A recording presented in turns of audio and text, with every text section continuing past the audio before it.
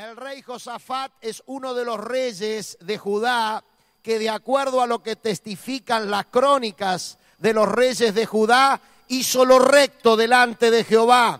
O sea, fue un hombre que tuvo la aprobación de parte de Dios de que había administrado en equidad, en justicia y en santidad. Y esta historia de alguna manera revela algunos elementos que tienen que ver con cómo nosotros hoy en Cristo Jesús podemos desarrollar los ejes de nuestra victoria. En primer lugar, mis hermanos, el pasaje del capítulo 20 del segundo libro de Crónicas nos habla de la realidad del conflicto. Los versículos 1 y 2 dice: pasadas estas cosas, aconteció que los hijos de Moab y de Amón, y con ellos otros de los amonitas, vinieron contra Josafat a la guerra. Y acudieron algunos y dieron aviso a Josafat diciendo: contra ti viene una gran multitud del otro lado del mar y de Siria. Y aquí están en Hasesón Tamar, que es en Gadi. El conflicto, la realidad del conflicto. El mismo Señor Jesús les dijo a sus discípulos que mientras vivan en el mundo tendrán aflicciones como resultado de la realidad del conflicto. Como parte de vivir en un mundo caído por la acción del pecado, se presentan conflictos. Nuestro mundo es un mundo de conflictos. Vemos la realidad del conflicto todos los días. Unas personas van con total libertad a ver la estrena de la película Batman en Denver y mueren asesinados por un demente que entendió que tenía que ser parte de la historia asesinando gentes. Hasta el día de hoy se están preguntando qué pasó aquí, por qué el conflicto, por qué la tensión. ¿Por qué las situaciones de guerra que se presentan permanentemente en el mundo? Mi hermano, mi amigo, es necesario que entendamos la realidad del conflicto. Lo que le transmitieron a Josafat, aquellos que vieron que venían los moabitas y los amonitas, era la realidad. De nada sirve en tu vida ante la realidad del conflicto negar el conflicto, negar el problema, negar la situación. Aquí vemos a alguien que asume el conflicto como parte de la vida. Pero qué interesante es cómo se manifiestan la verdadera actitud correcta que se presenta ante el conflicto. Y yo estoy en esta noche aquí, querido, querida, para decirte que cualquiera sea el conflicto que hoy o en el futuro te pueda llegar a amedrentar o te quiera limitar, hay una salida victoriosa. Pero es necesario que entendamos cómo se manifiesta esa salida victoriosa. La correcta actitud ante el conflicto. Lo primero que hace el rey Josafat ante la situación del conflicto fue reconocer el temor. Decí conmigo, reconocer el temor. Y es cierto que cantamos canciones que tienen que ver con que afuera el temor, que hemos vencido el temor, que no tenemos que tener temor. Pero este rey, este líder, este hombre que era un hombre ungido por Dios, reconoce el temor. El otro día le estaban haciendo un reportaje a este, que para mí es el más grande de los tenistas argentinos de todos los tiempos, Guillermo Vilas. Y el periodista le preguntaba: ¿alguna de las finales que tuviste que jugar, tuviste miedo? Y Vilas respondió: en todas. dando a entender que lo que para él era temor, lo que para él era miedo, lo tomaba como un capital para verdaderamente accionar a partir del temor. Querido, querida, cada uno de nosotros, cuando afrontamos un nivel de conflicto, no sería extraño que sintamos temor. Para que el temor se vaya es necesario reconocerlo. Josafat se humilla, versículo 3. Dice la palabra de Dios muy claramente. Tuvo temor y Josafat humilló su rostro para consultar a Jehová. Quizás vos estás en esta hora escuchando esta palabra y decís, sí, se humilló. Dice que humilló su rostro. Y para eso tenés que entrar en una dinámica de entendimiento cultural de lo que es la vida oriental. Josafat en ese momento no solamente humilló su espíritu, sino que humilló su rostro. Se postró en tierra sobre su rostro. Seguramente, si vos viste alguna fotografía en algún medio de comunicación de cómo oran los musulmanes, vas a entender lo que hizo Josafat. Josafat estaba allí humillándose no solamente en su espíritu, sino en su rostro. Dice el versículo 3 que convocó a ayuno, o sea, a la imposibilidad de ingerir alimentos, no solamente él, sino todo Judá. Y a partir de allí, toma algunas decisiones que serían muy buenas si queremos salir de los conflictos que nosotros hoy podamos tomar. Primeramente, hace público el pedido de ayuda. En el versículo 4 dice la palabra de Dios que se reunieron los de Judá para pedir socorro a Jehová y también de todas las ciudades de Judá vinieron a pedir ayuda a Jehová. ¿Cómo? Públicamente. ¿Sabés cuál es el problema de muchos?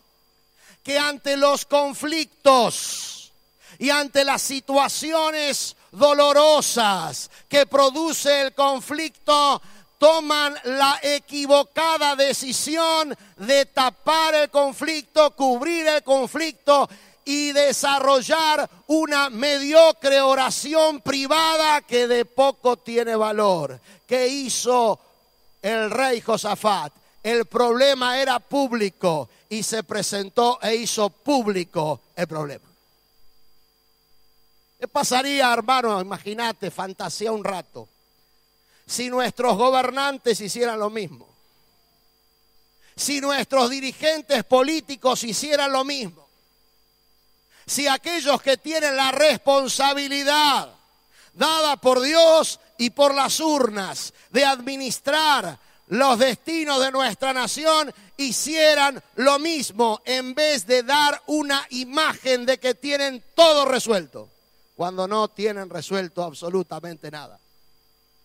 Josafat hizo público el pedido de ayuda. Hay algo más que ocurre aquí, y es que exponen públicamente a Dios la necesidad, recordando la obra de Dios.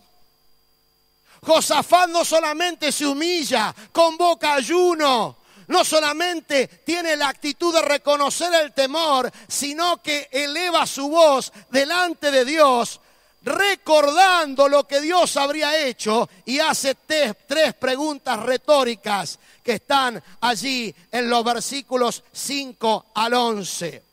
Lo primero que hace Josafat es preguntarle a Dios: ¿no eres tú Dios en los cielos y tienes dominio sobre todos los reinos de las naciones? ¿No está en tu mano tal fuerza y poder que no hay quien te resista? ¿No echaste tú los moradores de esta tierra delante de tu pueblo Israel y le diste a la descendencia de Abraham, tu amigo, para siempre? Díganme, ¿cómo se responde a estas tres preguntas? Sí.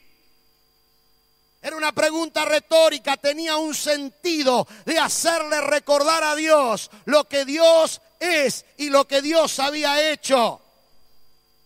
Mi hermano, es necesario ante el conflicto que vos estés desarañando, sacando de la telaraña aquellas promesas espirituales de la palabra de Dios que de alguna manera tú puedes utilizar para reclamarle humildemente a Dios que cumpla la palabra que dijo que iba a cumplir. Eso sí que es orar con dirección. Hay cosas que Dios ya te prometió. Dios ya te prometió que su presencia irá contigo todos los días hasta el fin. Se lo podés reclamar. Dios ya te prometió que es tu fortaleza y tu ayuda. Se lo podés reclamar. Dios ya te prometió que aunque tu madre y tu padre te dejaran, Él no te abandonará. Se lo podés reclamar. Dios ya te dijo que el bien y la misericordia te seguirán todos los días de tu vida. Se lo podés reclamar y así seguir. Eso fue lo que hizo Josafat. Pero Josafat hace algo en última instancia que para mí, es la clave de la bendición. Josafat identifica sus carencias. Y en el versículo 12 dice claramente: oh Dios nuestro, no los juzgarás tú, porque en nosotros no hay fuerza contra tan grande multitud que viene contra nosotros. Y ahora viene la genialidad de Josafat. No sabemos qué hacer y a ti volvemos nuestros ojos. Creo que la clave, la actitud correcta para salir del conflicto cuando viene el conflicto es precisamente la actitud de reconocer que ante ese conflicto no sabemos qué hacer. Ahora, escucha bien. Cuando Josafat dijo esto, lo dijo de acuerdo a las Escrituras, delante de todo el pueblo de Israel, delante de los líderes, delante de las familias, delante de los jóvenes, delante de los niños que estaban viendo cómo su líder, su gobernante, su rey estaba reconociendo que no sabía qué hacer. Que no sé lo que hay que hacer, y lo vamos a ver ahora, fue la chispa que encendió el fuego espiritual para la respuesta ante el más grande de los conflictos. Él dice: no sé qué hacer. Cuando yo oraba y clamaba al Señor por esta palabra, el Espíritu de Dios me empezó a revelar lo que yo puedo enlistar o poner en una lista en mis no sé qué hacer. Es una lista nada más que descriptiva. Les puedo garantizar que hay mucho más de lo que coloqué en la lista.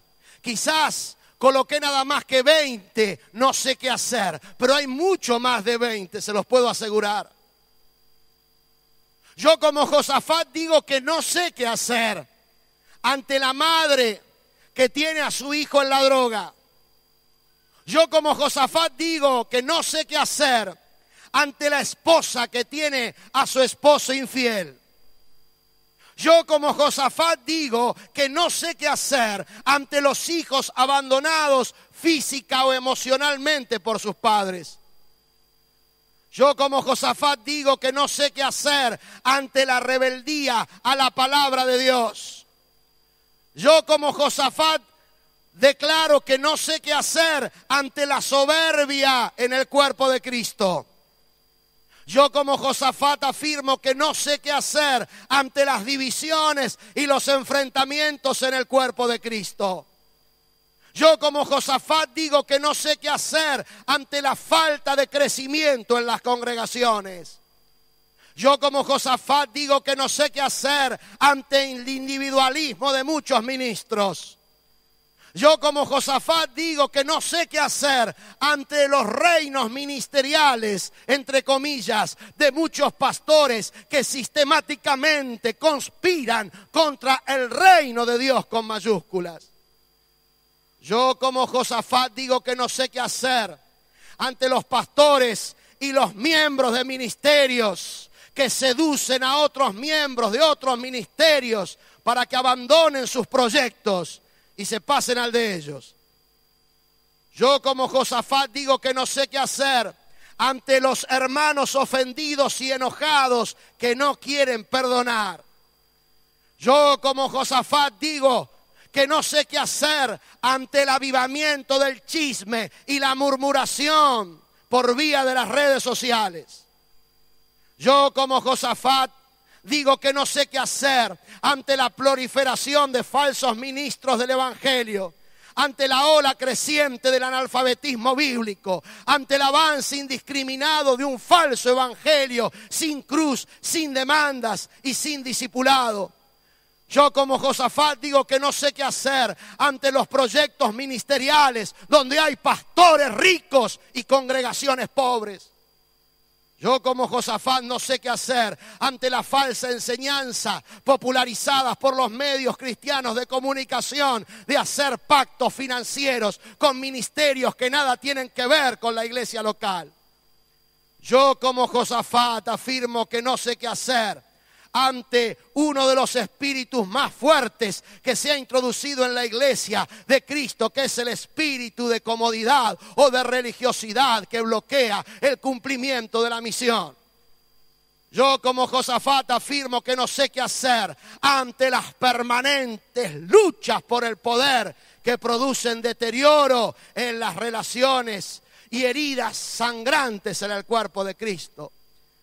Yo como Josafat declaro que no sé qué hacer ante la falta de compromiso con el reino de Dios y con la iglesia local como agencia del reino que experimentan gran número de hermanos.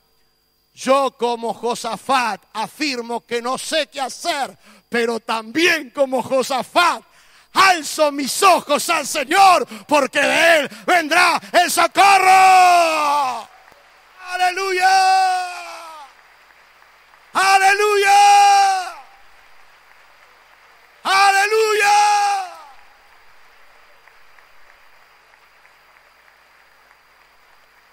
¡Aleluya! Y allí, ante esa confesión que hace el hombre de Dios, se produce en tercer lugar los indicadores divinos de la victoria. De acuerdo a la palabra del Señor, dice el versículo 14 del capítulo 20 del segundo libro de Crónicas que estamos leyendo. Y estaba allí Jaziel, hijo de Zacarías, hijo de Benaía, hijo de Jehiel, hijo de Matanías, levita de los hijos de Asaf, sobre el cual vino el Espíritu de Jehová. El primer indicador divino de la victoria es que cuando el hombre de Dios reconoce la verdad, renuncia a su autosuficiencia, renuncia a la pedantería de hacerle creer a los demás de que tiene todas las respuestas. Y le dice al Señor públicamente delante de la multitud que no sabe qué hacer. Y a ti alzaré mis ojos, que viene el Espíritu del Señor. Esto es lo que tenemos que comprender en este tiempo. Porque si vos estás teniendo sinceridad delante de la palabra de Dios, estoy seguro que allí en tu espíritu estás también diciendo: yo tampoco sé qué hacer con un montón de cosas. Yo tampoco tengo respuesta para un montón de cosas que ahogan mi conflicto. Yo tampoco sé qué decisión tomar ante esta multitud tan grande que viene contra nosotros. Pero allí viene el Espíritu del Señor. Y cada vez que viene el Espíritu del Señor viene, entre otras bendiciones, con revelación.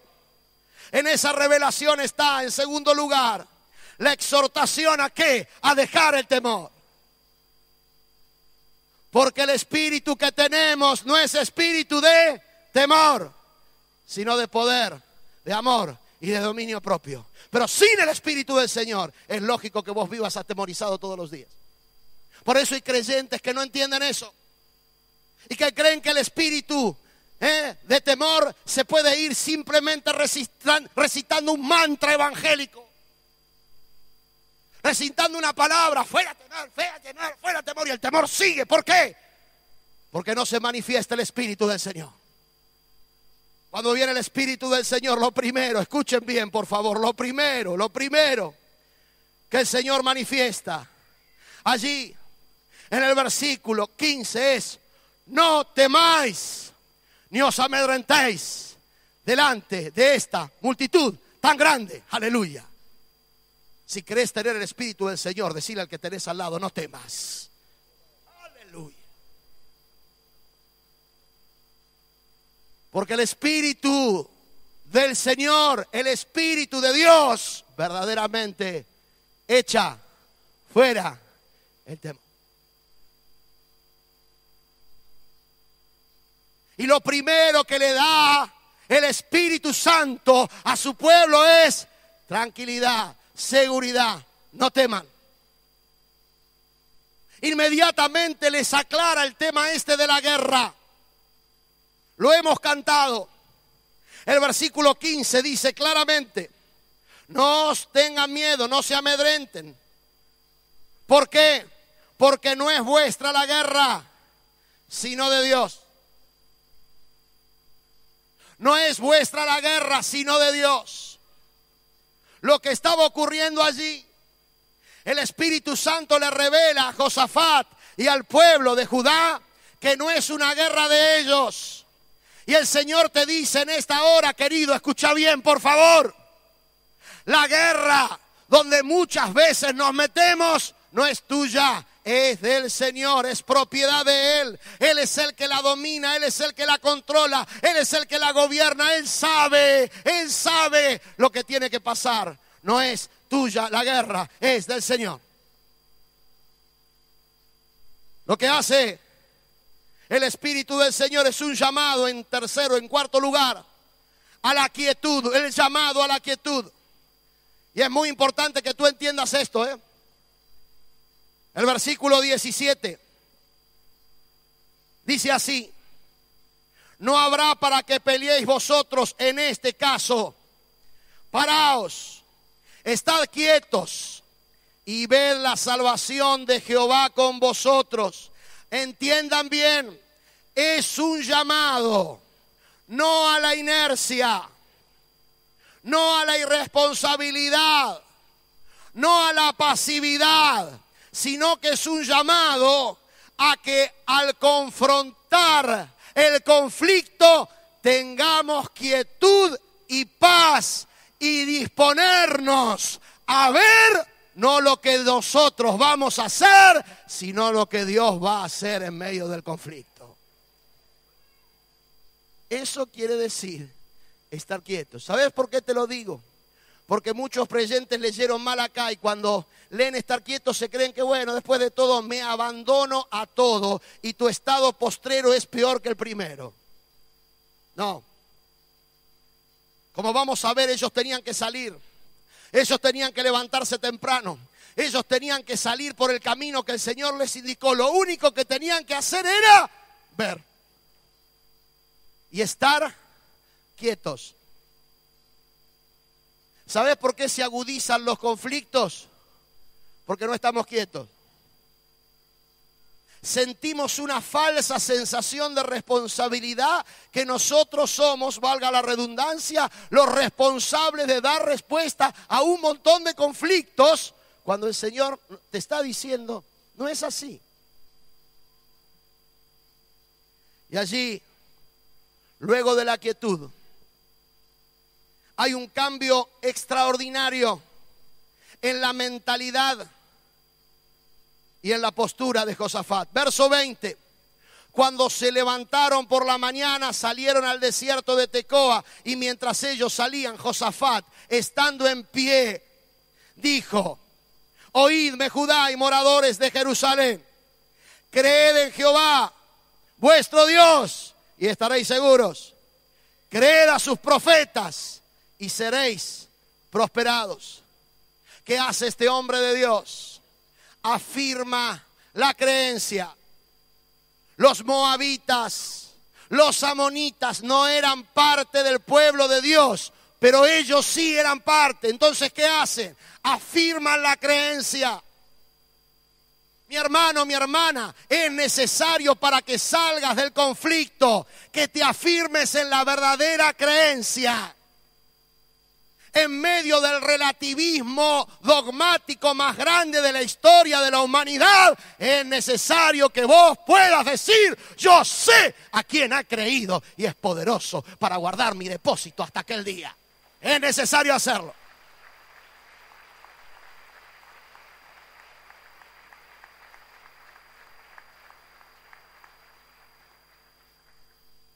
El mismo hombre que estaba diciendo: no sé qué hacer. El mismo hombre que estaba diciendo: no sé qué hacer, pero a ti alzo mis ojos, Señor. Al otro día se pone en pie con otra condición, con otra característica, y le dice a todo su pueblo: no crean en mí, no crean en el liderazgo de Josafat, no crean en mi ministerio, creed en Jehová y estaréis seguros, creed a sus profetas y seréis prosperados. Y así se manifestó.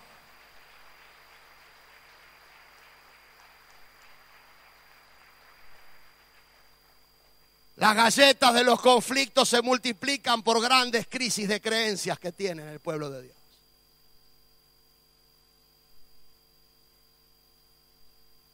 Y yo quiero decirte, querido, querida, que aún los que creemos en la unidad, en la diversidad, aún los que creemos en un trabajo mancomunado de todo el cuerpo de Cristo, aún los que creemos eso, no dejamos de creer que hay cosas que tenés que tener en firme, que tenés que creer.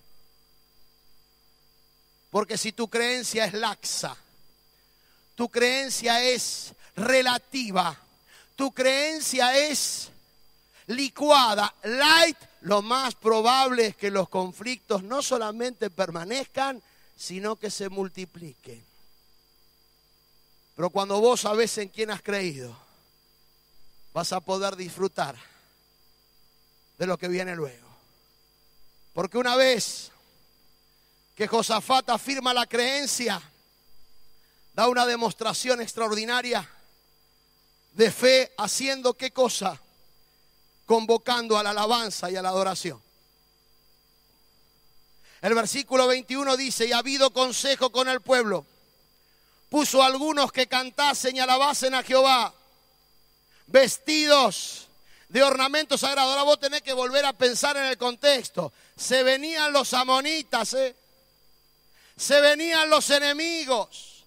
Quizás alguno pensó: pero no, sería cuestión de buscar algún manual de guerra, algún juego de tag, algo estratégico para ver qué hacemos contra esta multitud. No, ¿qué hace Josafat? Levanta adoradores, empieza un mover de alabanza, porque sabes una cosa, la alabanza tiene el poder en el espíritu de crear realidades espirituales extraordinarias y de derrotar a los ejércitos del enemigo. Fíjate lo que ocurrió, yo creo lo que está acá escrito, Fíjate lo que ocurrió. En el verso 21 y 22 llaman. Y el verso 22 dice: cuando comenzaron a entonar cantos de alabanza, Jehová puso contra los hijos de Amón, de Moab y del monte de Seir las emboscadas de ellos mismos que venían contra Judá, y se mataron los unos a los otros. Y uno puede pensar: pero hay que ser tonto, así algo leve, para caer en las propias trampas que ellos hicieron para el enemigo. Pero escucha bien, cuando el poder de Dios se manifiesta, inclusive a los que se creen inteligentes, capaces y de alguna manera soberbios en sus pensamientos, lo trastornan. ¿Para qué? Para que ellos mismos se perjudiquen. Tus enemigos que parecen tan poderosos son pan comido delante de la presencia de aquel que los venció en la cruz una vez y para siempre. Pero es necesario que dejes que Él accione y Él actúe. Y aquí dice que comenzó a actuar cuando el pueblo de Dios tuvo una actitud de alabanza y de adoración. Mi Biblia dice eso. Yo creo lo que dice mi Biblia, no la tuya, lo que dice la mía. Mi Biblia dice que cuando comenzaron a adorar, ahí es donde Dios hizo estragos en las filas del enemigo. Y como consecuencia de eso, finalmente se producen las consecuencias de la victoria. Porque yo, querido hermano, no creo que la victoria sea una canción. Yo no creo que la victoria sea nada más que una declaración que hacemos los evangélicos para demostrar que estamos vivos de vez en cuando. Yo no creo que la victoria sea el título de algún libro interesante para leer el fin de semana. Yo creo en una victoria práctica.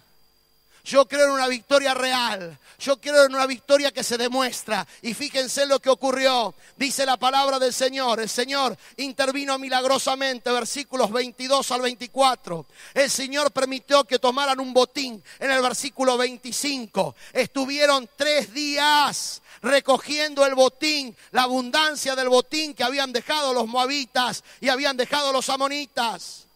Empezaron a desarrollar, verso 26, acciones de gracias. Bendijeron el nombre del Señor. Comenzaron un estilo de vida gozoso. Versículos 27 y 28.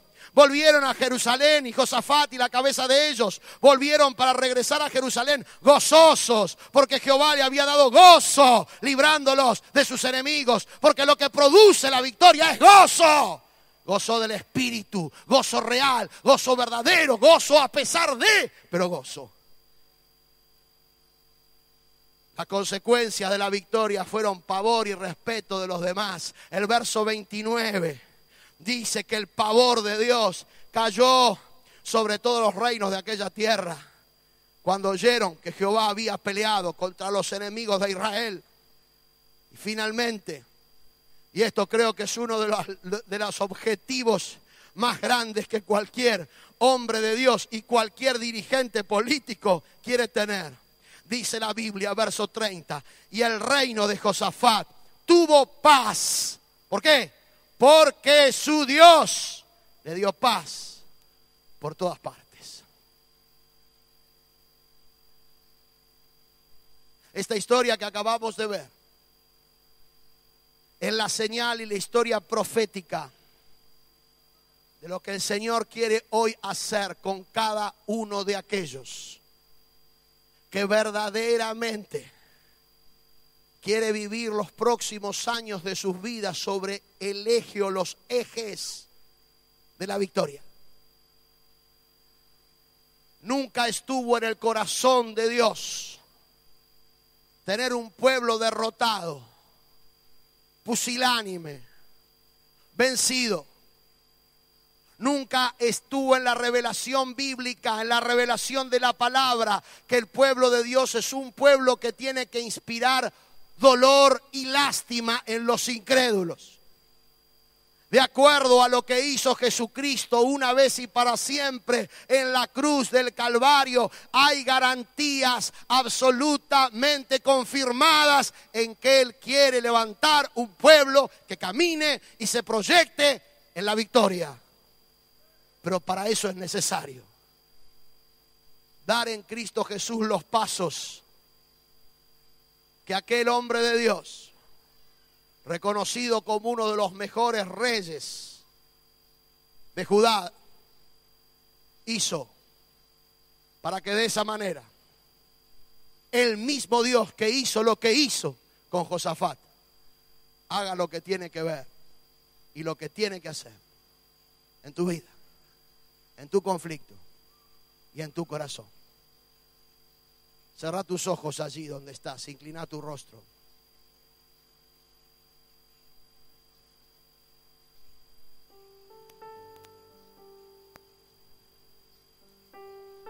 Este es un tiempo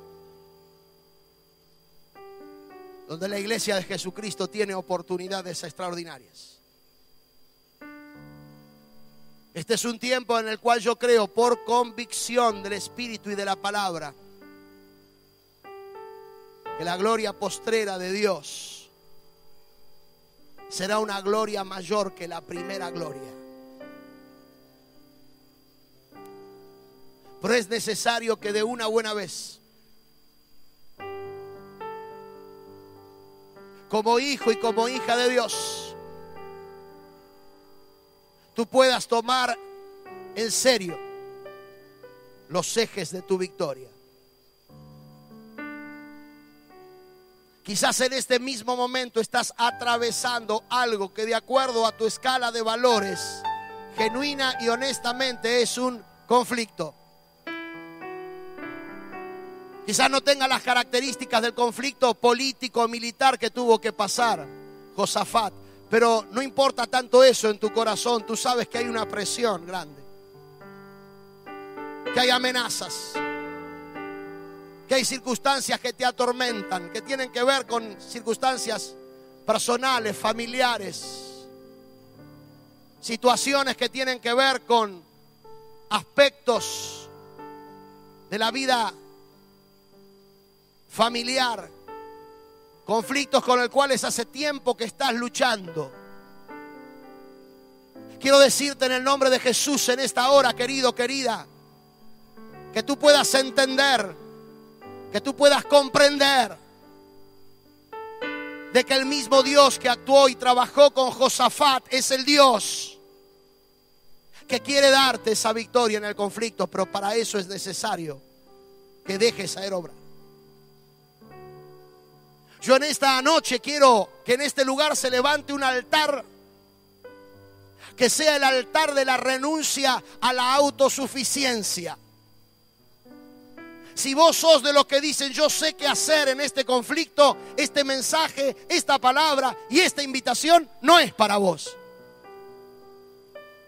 Pero si estás en una instancia o en una situación donde querés, delante de la presencia del Señor,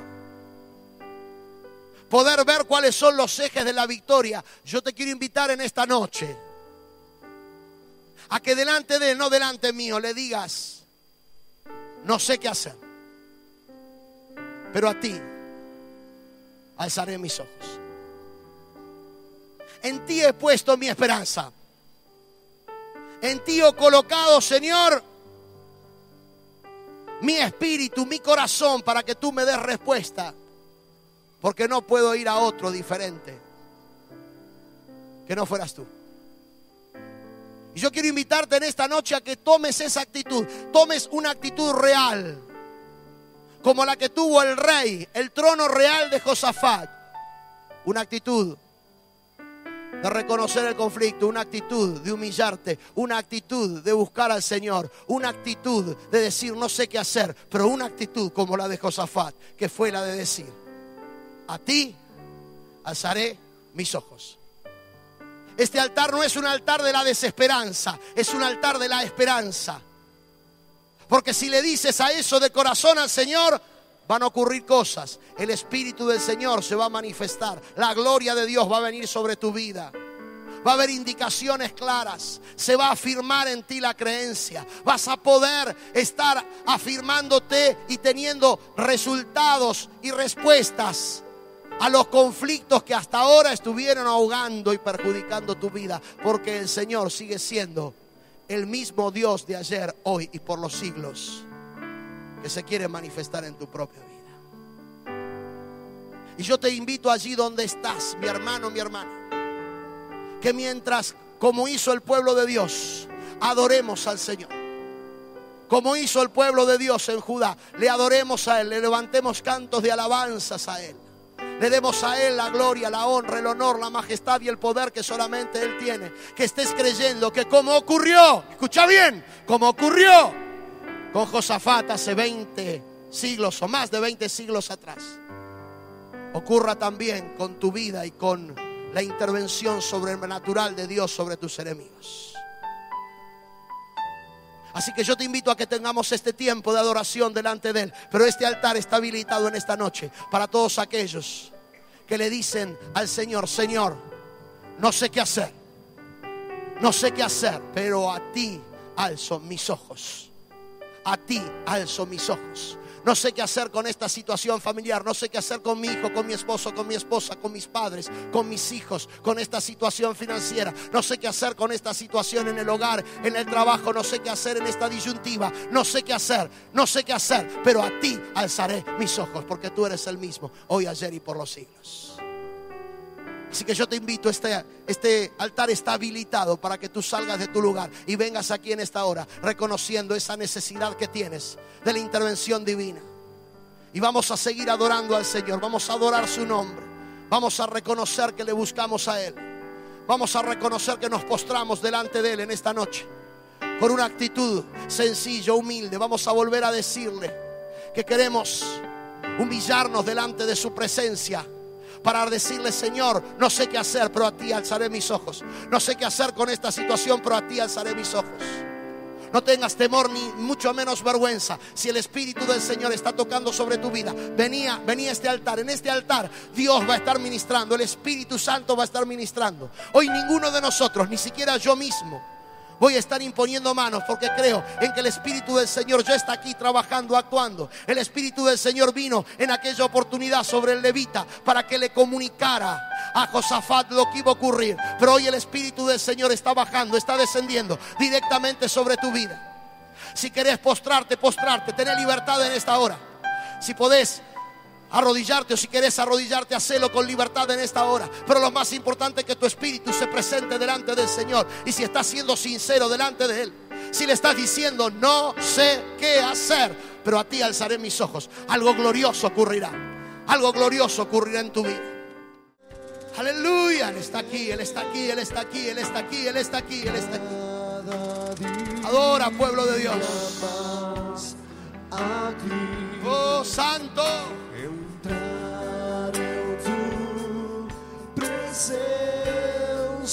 Y adora al Rey, adora al Rey, adora al Rey. Les pido a todos que se pongan en pie, adoren al Rey, adoren al Rey. Algo va a pasar, algo va a pasar. Su gloria deseamos y mucho más en ti.